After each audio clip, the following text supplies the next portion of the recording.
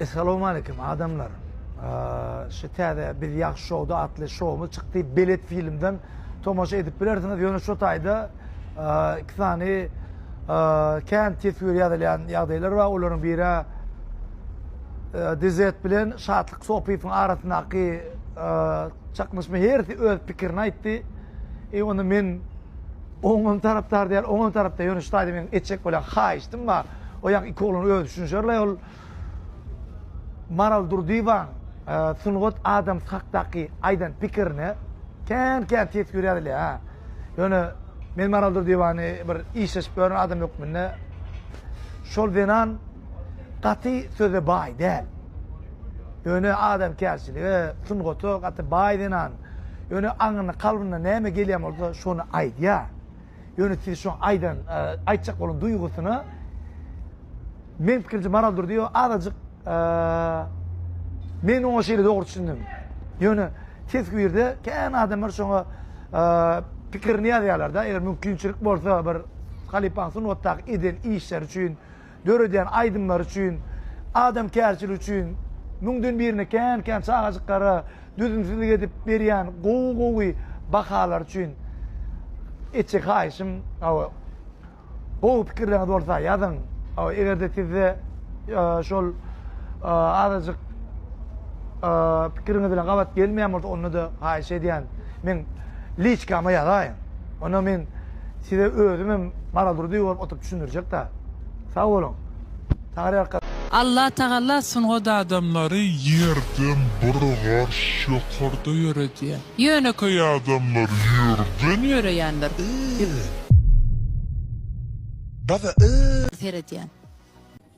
Maral Durdivan'a müngden yöne gatnap jüriye olup kellamit kıdımay. Kim diye oynayan gattır Allah Teala himmet ya ravat sancak yukarıda yürüdü sungoda işgarlarını. Başka yerde okudum seni, başka bir kitap okudum, küçük kitaplar yanlar. Sonra o diş kârın aklın yerine diş adamın diyecek adamı şu. Yani kulüsüne sonra o diş kârları konkret ne akıllı kellam uçuyor, sınırın şu an bak. Adam Maral Durdivan'a adam durup durun durup başlatsın ha. Allah Teala sungoda adamları yerden bir karşı yukarıda yürüdü. Men şonyal serediyen. Da. Tapavudumuz şol. Yöne köy adamlar yerden yürüyenler. Yöne sungoda değişli adamlar. Huday tarafın berilen dehinli adamlar bir karşı yukarıdan uçup yürüyenler. Onum aram yanında yerde yetip adam. Maralcan doğandan yanlış fikir ediptin. Ola bir karşı yerden yukarıda yürütmeyken Allah can bir aylap urur benim galın ömrüne. Ola yerden bir karşı yukarıda yürümeyken ayağı üstüne kal ölmerdin. Onun için ben tam bir fikrini bir tağdan fikirlerini gördü fikirinden değerli ve tağ ettim dedi. Doğan zaten fiilap oğurup bir düşünceli fırlıgat medeniyeti işgal deyip bir arasında bir adam yaklaşmak için yaratman yaklaşmayan adam yok. Yani gayret edip şöyle yaklaşın gaytalamacak kol ver. Saat 4'ten işleye şu at. Korkyanam çıkmana. Ağla takırdı oldu. Yüreğim yarılıp turdum. Neme kadip çıkıp seretsem. Ne güzel täze ettiren navesimin üstüne. Maral Durdivan uçup İliş kalıptır. Daşladım nemem bir o bendeni. Ne güzel navesimin yukarısına ilişiptir. Assalamu alaikum dostlar. Yankı yukarı videonun özünü gördünüz. Maral Durdivan sungut işgärleri yönetey adamlardan bir karşı yukarıda diye Beyik Allah'ın önüne her bir insan den bir derecede Allah'ın kulludur.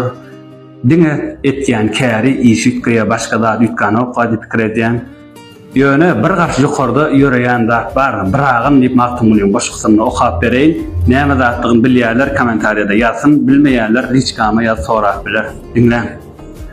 Ağalar bırağın vasfını sözläyin. Arap sözünü sözler, söz bırağın. Boynu uzun, göğsü yasy rengi ak, adamzada megder, yüz bırağın. Elime röwşen biler, alnanyň agy. yoğy nur boynogy yuqa dodogy yaşıl ziverzektir iki kulogy dan yıllygyna meňder gözü bırağın. O timez rahmetten doğulur içi, Kızıl Yakup'tandır altından saçı, eşekten uludur gatırdan kiçi, yüreğine bilinmez iyili bırağın diye. Sağ olun, sizden öz fikrini komentariyada belirlen. Berlin dehinli adamlar bir garşy kordan uçup ýöreýänler. Menlay dostum, o dişkarlay. Oh, sen blogger değil mi o? Ne blogger, nasıl o dişkarda ama o.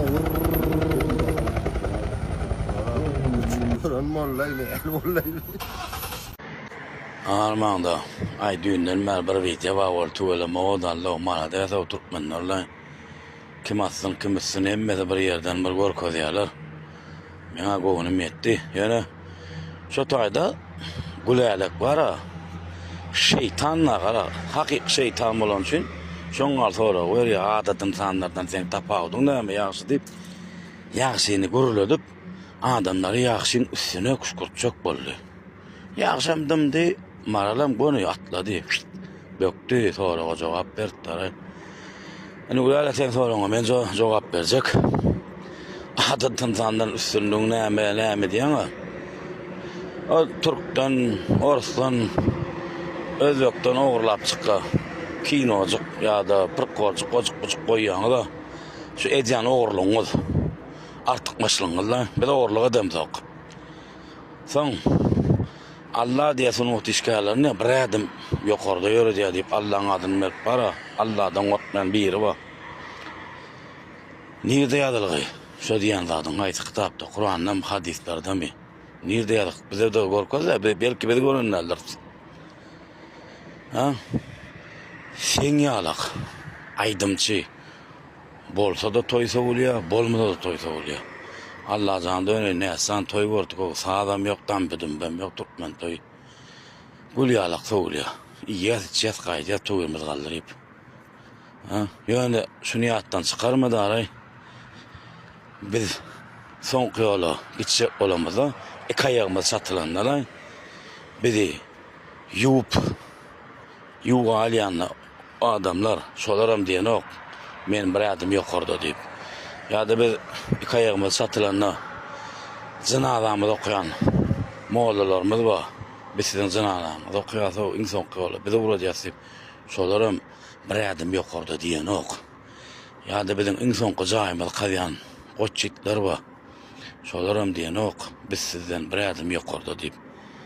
Ha? Ensen gözüňe getirdi. Şu ümmetimize sonra da jynazasy geçipmi, aýdymsyzasy toý etjekmi diýip bir sorak gör. Saňa näme jogap berýärler? Ha? Men ümmetime sen sorak ber da jynazasy geçipmi ýa-da aýdymsyzasy toý etjekmi diýip. Ondan men saňa ýeke jogap diýenler. Ümmetimiziň başy peýgamberimiz şeýle bir zat diýär. Adam adamdan aslanam üstünem däldir diýär. Menem degişilýär. Hemmemi darağın deyişiyal, dendirsi ya. Buna miyadından çıkarma. Sen köp toysa olur. Sen bize meyteştin, biz sana meyteştin. Beni toya tutmadılar mı, plança vermediler mi kadip, sen meyteştin. Men sana meyteştin. Aydım aydanlar, bir bassan çok yukarıda olayan eken adın aydım aydanlar da sunğu da adamları. Neyli bir bassan çok yukarıda, ne hemen artık görüp bolmaýan sizin bir bastan çok ýokarda olaňyzy. Ferhat akka, yapış bulara. Oňortsuňam, daş etdiň. Berýän sorag berýän, bir samsyk jogap berýän, iki samsyk.